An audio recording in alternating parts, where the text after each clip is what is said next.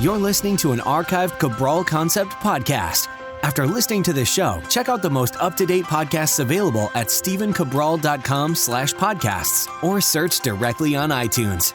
And now, welcome to the Cabral Concept, where board-certified naturopath and integrative health practitioner Dr. Stephen Cabral shares how he was diagnosed at the age of 17 with a life-altering illness and given no hope for recovery. It was only after studying and traveling all over the world did he discover how to combine ancient Ayurvedic healing practices with state-of-the-art naturopathic and functional medicine to fully rebalance the body and re-energize it with life. It's time to discover how to get well, lose weight, and finally feel alive again. And now, here's your host, Dr. Stephen Cabral. Thanks for joining me here today on this Training Thursday, where we're going to be covering the Ayurvedic topic of the right type of exercise to match your body type.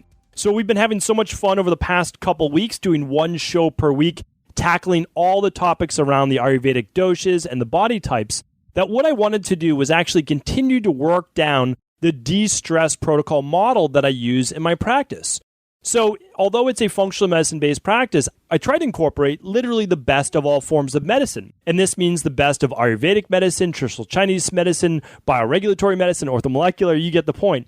So the goal, though, is to be able to match the person with the right type of bio-individualized exercise, food, supplementation, rest, etc. for their body type or where they're currently at. And that's what we've been teaching over the past couple weeks. So if you haven't tuned in, go back and you can literally type in Ayurveda, which is Ayurveda, Ayurveda, meaning the science of life. And during each week's podcast on Ayurveda, you can begin to learn more about your body type, but also more about other people's body types as well. And that's just as important because you can begin to understand that although we are all humans, right? We're all on this journey together. We experience it in different ways. Some of us are more stressed than others. Some of us are more happy-go-lucky. Other people gain weight more easily. Other people lose weight more easily. Some people are taller. Some people are shorter, right? We all go through and we have our own body, our own vessel to carry us through life.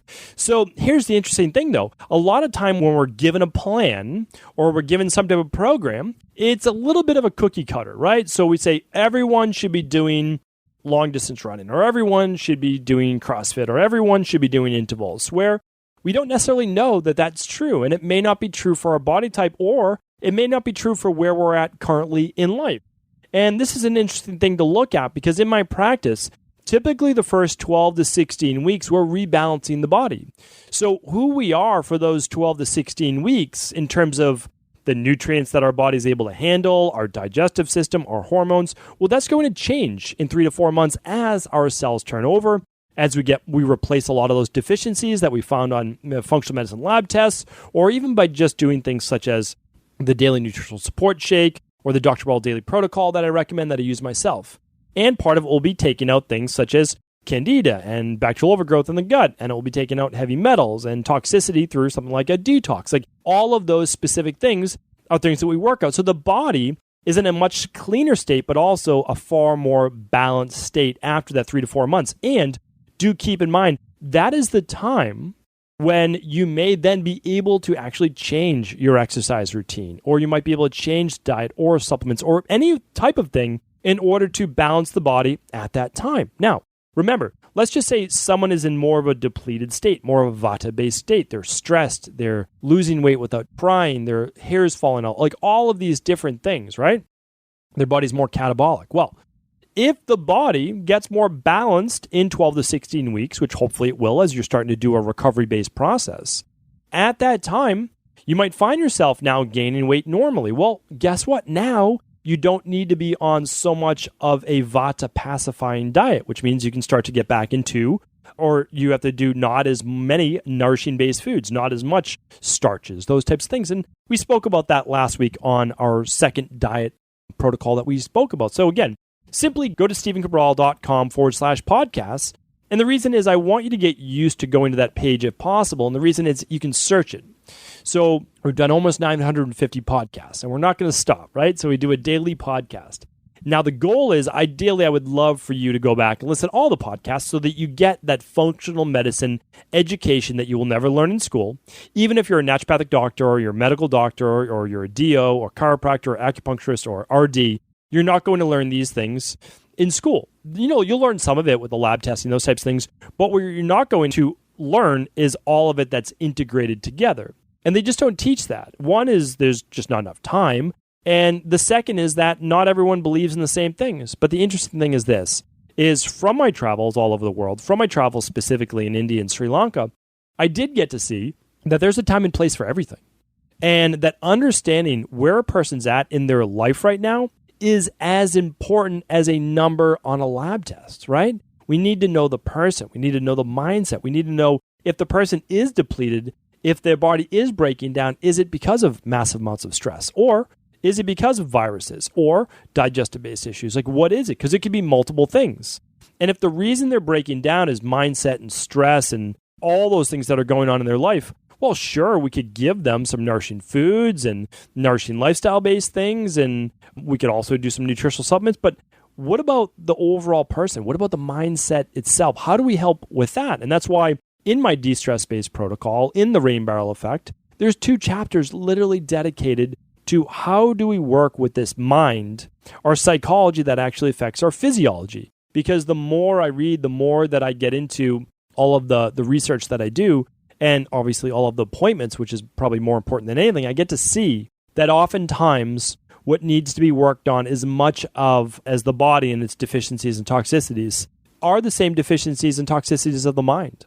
The toxicities would be all of the different programming we have in there. And the deficiencies, well, of course, there could be lower levels of neurotransmitters and of B vitamins and of good fats and those types of things. So, and then obviously the mindset, right? It's the good thoughts that we have to put in there. So these are all things that we're going to be going through each and every week, and specifically with all the different body types. So I want to get into the exercise-based parts of this today. What I do want you to understand is that when I talk about the Vata, the Pitta, and the Kapha, those are the 3 body types that we're speaking about, or dosha as it's called in Ayurveda, is that you have to understand a Vata is more of the Vata-based state. It is more a person who has a harder time gaining weight. They lose weight easily. They're a hard gainer in terms of putting on a lot of muscle. And the problem is, as you'll find out, they're the ones, though, who always like to be moving. They like to be dancing and running and jogging, and those aren't always what's best for the Vata. Why? Because we're always thinking about what? We're thinking about balance. It's about balance in life. It truly is.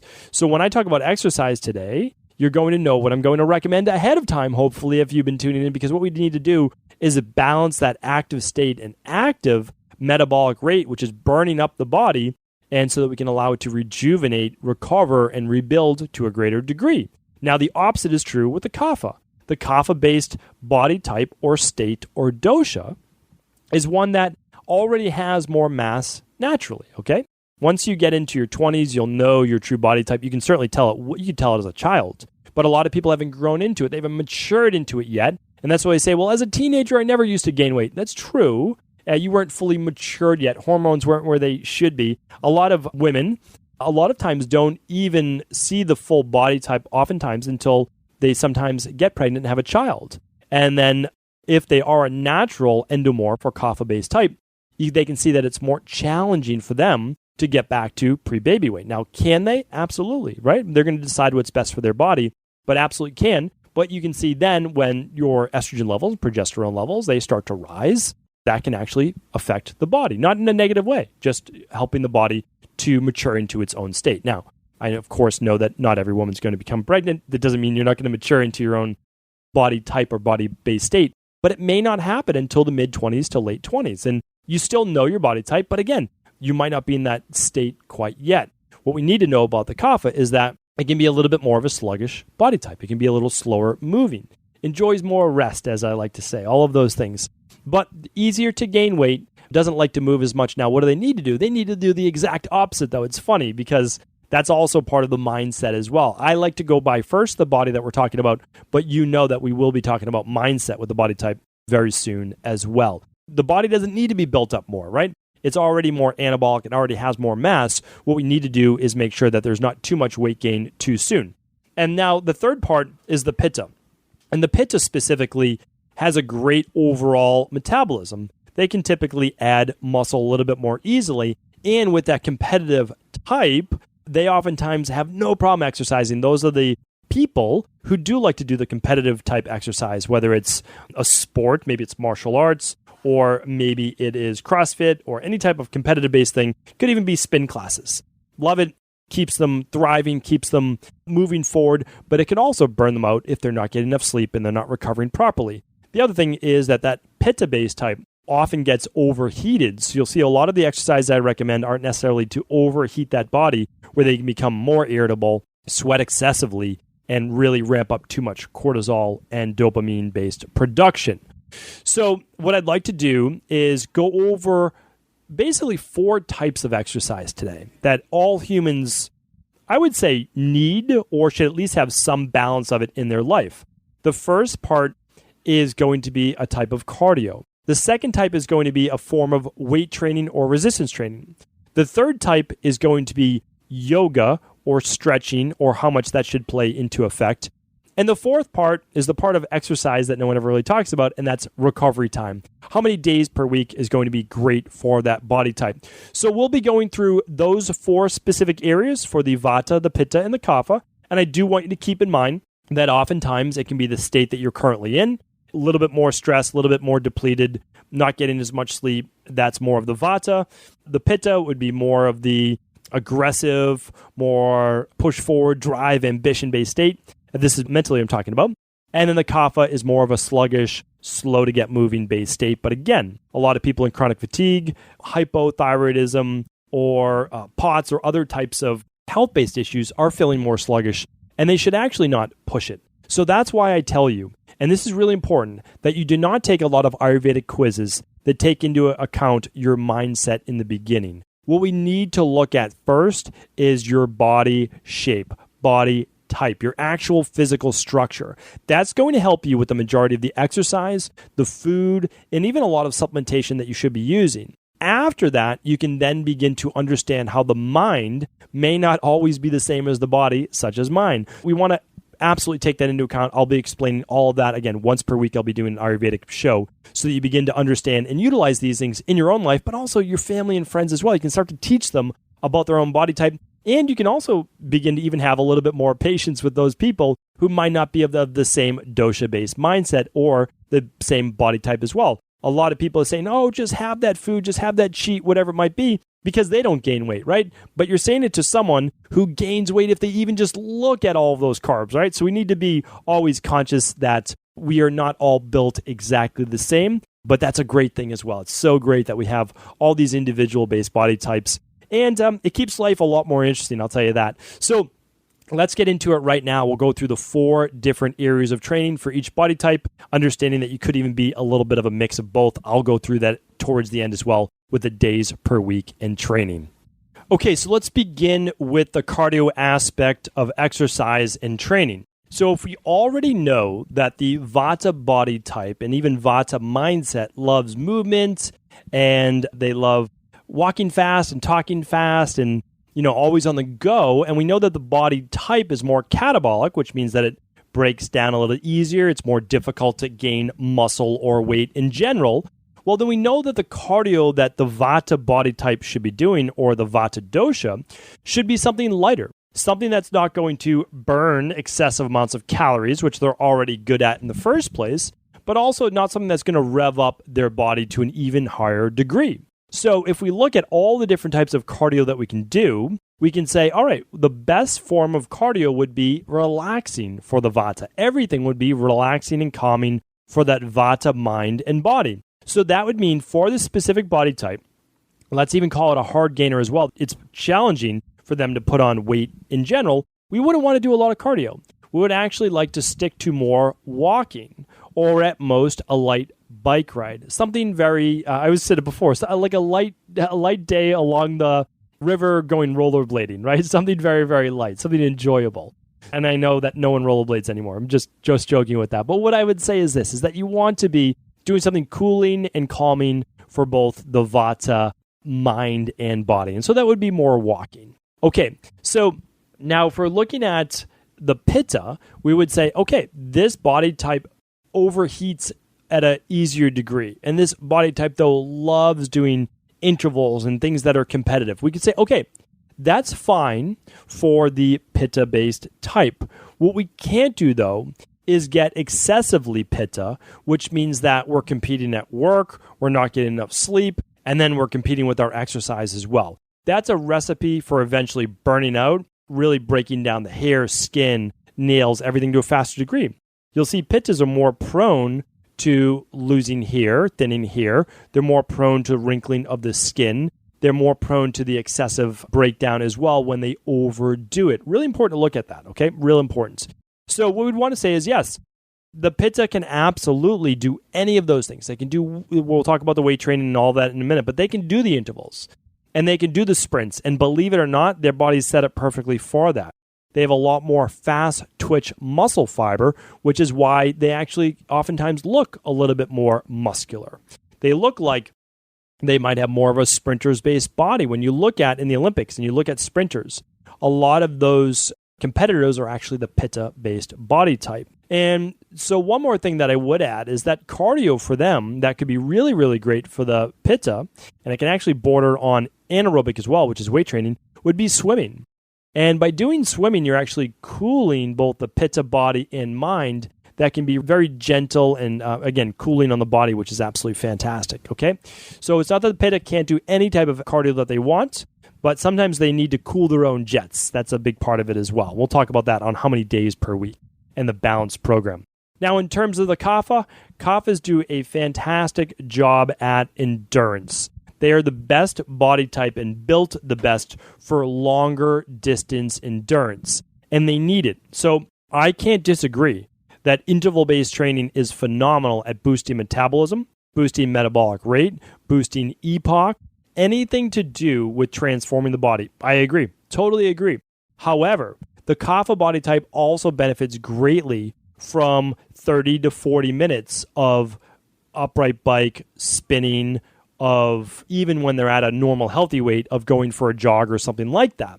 And the reason is this, that the endurance-based effect of steady-state cardio also helps to keep the body at a non-burning out or stress-based level, but also it's keeping their metabolism and keeping that little engine inside of them revving.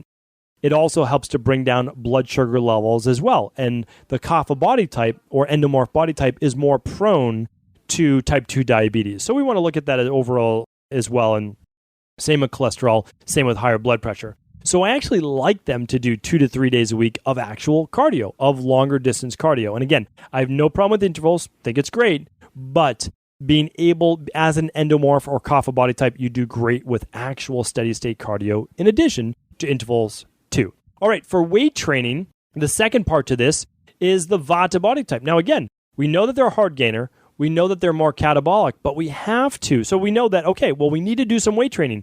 I agree. But what we have to be careful of is the Vata body type typically has thinner joints, thinner wrists, thinner elbows, right? They have thinner knees, thinner ankles. They have to be careful with a lot more plyometrics or absorptive-based exercises where they're absorbing too much force. And since their nervous system is always typically heightened, we have to be careful with them doing a higher volume of training and training too hard, meaning even training their nervous system. So for them doing like max workouts, meaning, okay, they're going to bench press for like their reps of 1 to 3, like maxing out. Although it's not a lot of volume, it actually is more straining on the nervous system because as you train at a lower level of reps, it's actually more neurologically challenging, okay? And this matters because the nervous system of the Vata is so primed, it's so heightened.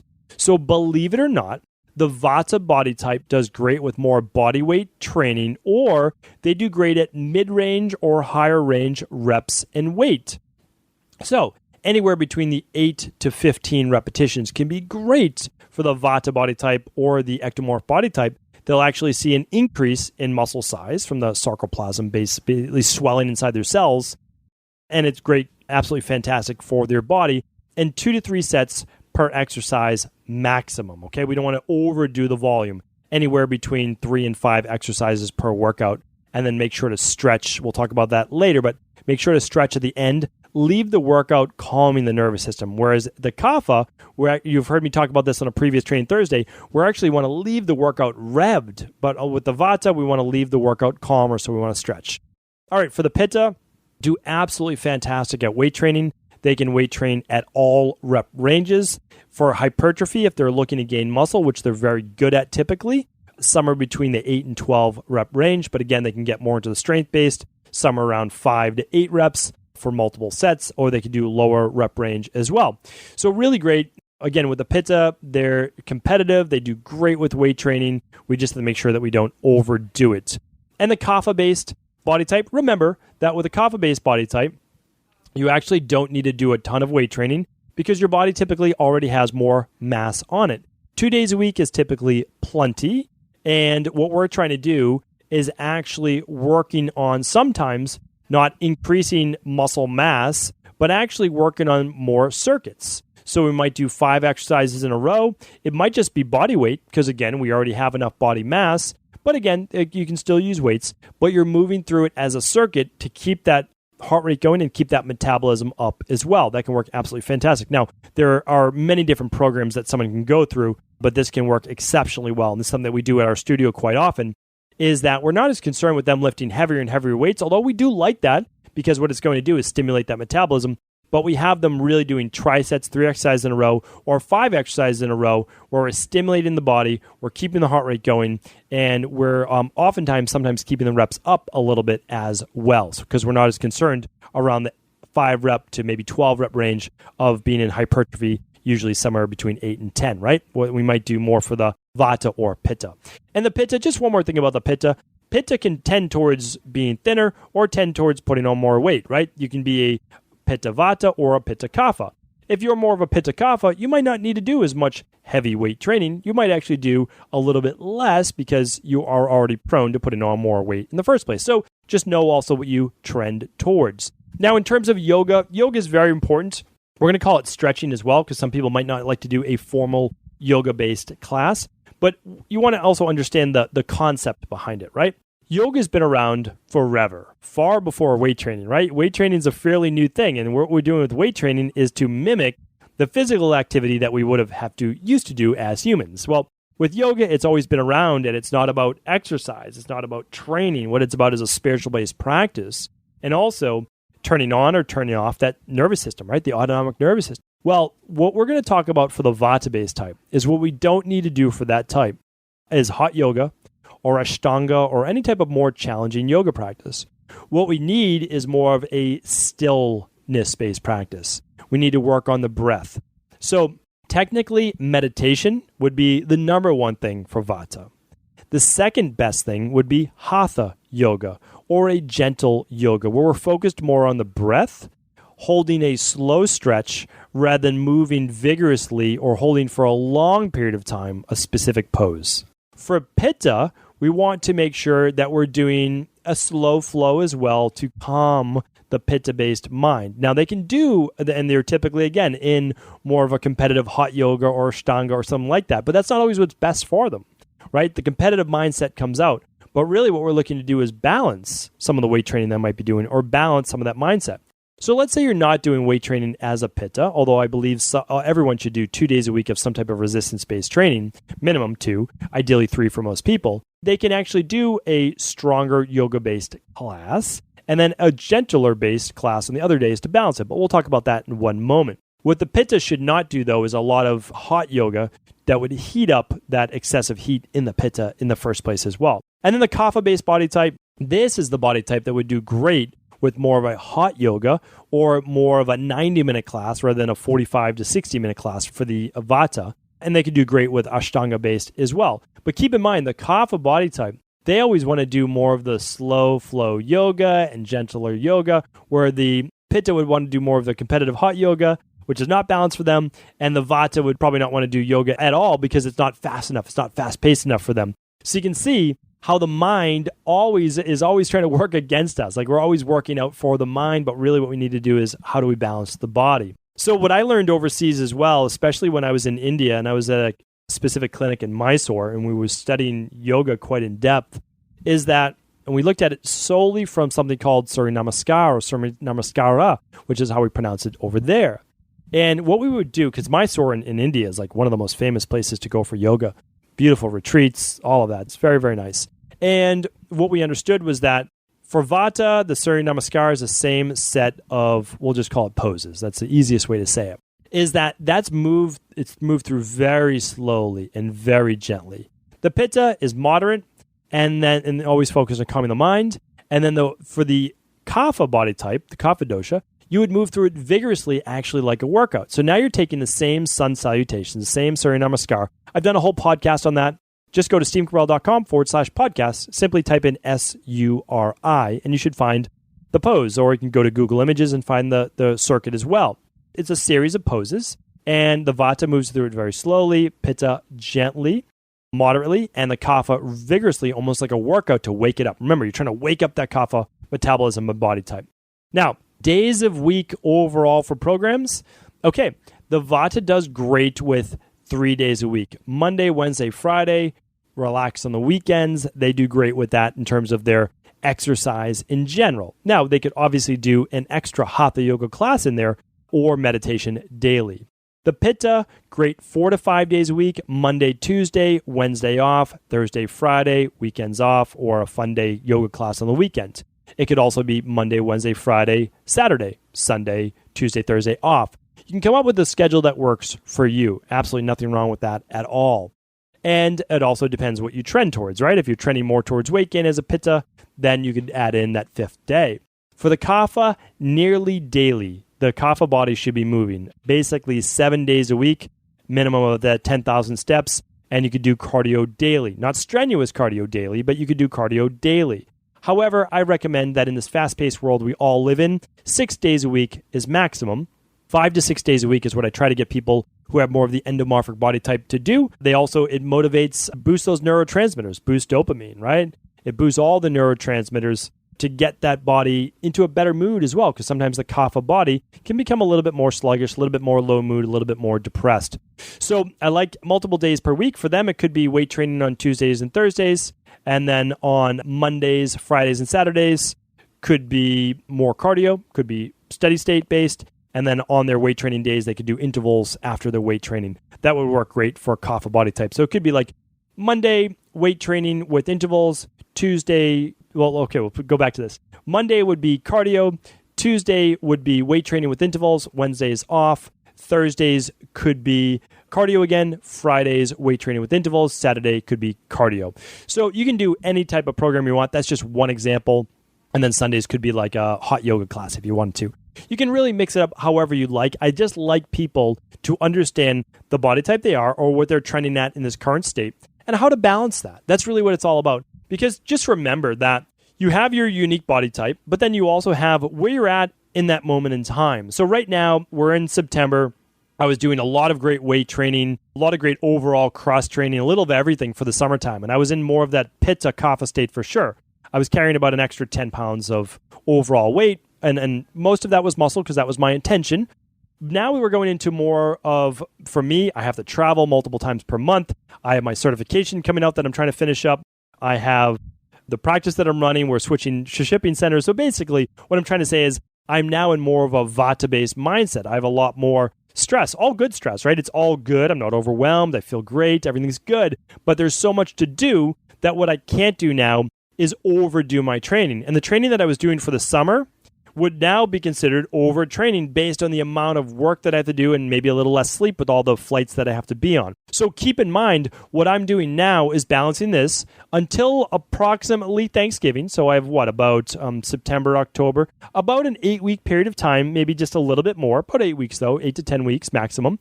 And then I can actually balance that then with less traveling, hopefully a little bit more downtime, and then get into a little bit more training. So all you're trying to do in life is create balance. You're not overdoing, you're not underdoing. And with the Vata, you have to understand is that you're always trend more towards overdoing, right? So we have to be gentler. And with the Kapha, we're always trending towards more maybe underdoing. So we have to do a little bit more. So hopefully today's podcast was helpful. I'm always happy to do a follow-up. I'm always happy to answer questions on the Ask Cabral house calls. on the weekend. I'm happy to check in on Instagram and, of course, at our Facebook group, cabralsupportgroup.com. So let me know if I can be of service. I appreciate you tuning in. I appreciate you being a part of the community. Take care and be sure to tune back in tomorrow for our Friday review and our super nutrient of the week. Take care, everyone. Hope you've been having an amazing week. Are you ready to heal yourself and then go on to heal others? If so, the Integrative Health Practitioner Institute can help you discover proven functional medicine protocols that blend the best of 7 different healing disciplines from around the world. I personally share with you the exact handouts and protocols I use in my private practice that enable people to get well, lose the weight, and live longer, stronger. I want to pass this information on to the next generation of health coaches, and that is exactly why I created IHP. We are the future of the health coaching industry, and the skills and knowledge you will learn will make you an in-demand certified health coach anywhere in the world. Although we have many medical professionals taking the IHP certifications, no experience is necessary, and half our members have no previous health certifications. At the Integrative Health Practitioner Institute, our motto is a health coach in every home. Our goal is that you take this knowledge and then share it with family, friends, loved ones, your community, or in a practice where you create a career you love and can be proud of. The global IHP community is filled with some of the most kind and caring people in the world, and we can't wait to welcome you into our world soon. For more information or to set up a discovery call with one of our IHP Health Coach graduates, simply head over to integrativehealthpractitioner.org.